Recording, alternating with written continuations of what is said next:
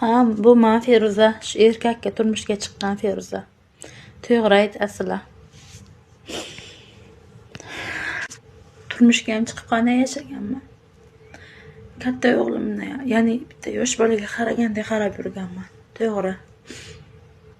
Mehr berganman, e'tibor berganman. Erkalatganman, qaraganman.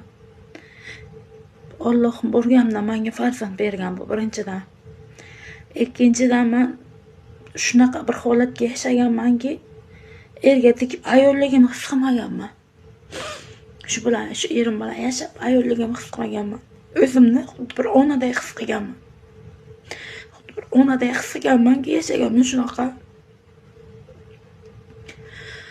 Uyda shunaqa qiynalganman. Shunaqa menga azob bergan ular. Amakisini xotini, amakilari kelib erimni urgan. Hozir ham shunaqa qiladi. Qaynotam ikkinchi guruhni ko'rani eshitmayli, gapirmayli. Qaynonam ham nogironlar. Aqli zaif. Ularga mehr e'tibor kerak qaraganman, bebim bobom borlar. Shu inson bilan men bir yostiqqa bosh qo'yganman, shu insondan farzand tuqqanman. Har gap yozavermayli, iltimos. Shunaqa stress ichiga yashaganman men bular. Ajrashib kelgandan keyin shunaqa stressga yashayman, men bularni qanday boqaman deb. Davlat bilasizlar, men 200 ming bacham uchun aliment ajratganman. Otasidan men bundan nima talab qilaman yana? Ha, shu erim ekan. Yaxshi qilaman. Chunki Xudoyim shuni menga ravo ko'rgan. Xudoyim menga shunaqa taqdir yozgan peshonamga. Bilib bilmay har narsa gapirmanglar. Xudo yozgan menga shunaqa taqdirda va men shunga ko'nganman, qaraganman. Bacham lekin 100% sog'lom. O'zimga ketgan bachagina sog'lom.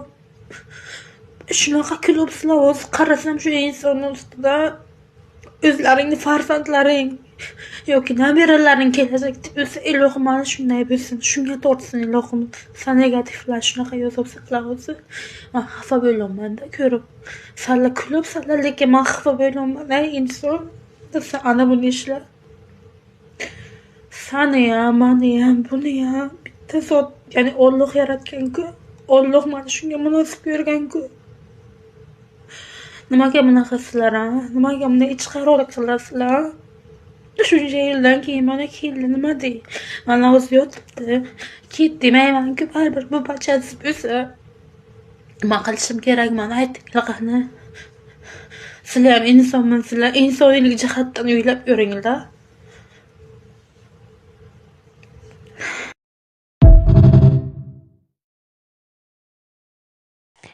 Assalomu alaykum.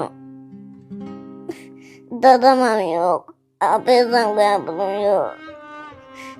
Yordam beringlar, davlat uyida yashaymiz. Dadam adashib ketgan. Mana suv ichishda qo'rqaman. Ovqat yeyishda qo'rqaman. Aql yordam bersa qo'yishda qo'rqaman. Qiynalib ketdi. Bu bolacha ismi Muhammad Ali. 7 yoshda. Bundan 5 yil oldin opani kundoshlari opaga qasd qilib turib, bunga kislota ichirib yuborgan. Natijada qizil o'ngach polni kuygan. Bolaning tomog'idan umuman bir tomchi suv ham o'tmaydi, ovqat ham o'tmaydi, hech nima o'tmaydi. 5 yildan beri u faqat mana shu sut ichadi. Qornidan, mana shu shlanga orqali sut ichadi hamda suv ichadi. Bu Muhammad Alining qog'ozlarini Hindiston hamda Turkiyaga tashab bergan edi, davolasa bo'ladi. O'zini ichagidan olib turib, qizil o'ngach yasasa bo'ladi deyshti. Mana birinchi videoda $5000 ga yaqin mablag' yig'di. Yana $25000 yig'ishimiz kerak.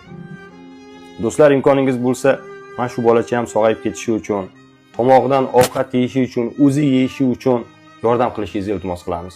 Mana shu videoni Farhod Mahmudjonov kanalida ko'rdingizmi? Ehson qilishingiz mumkin. Shu videoga like bosib ham shunda ham katta yordam qilgan bo'lasiz.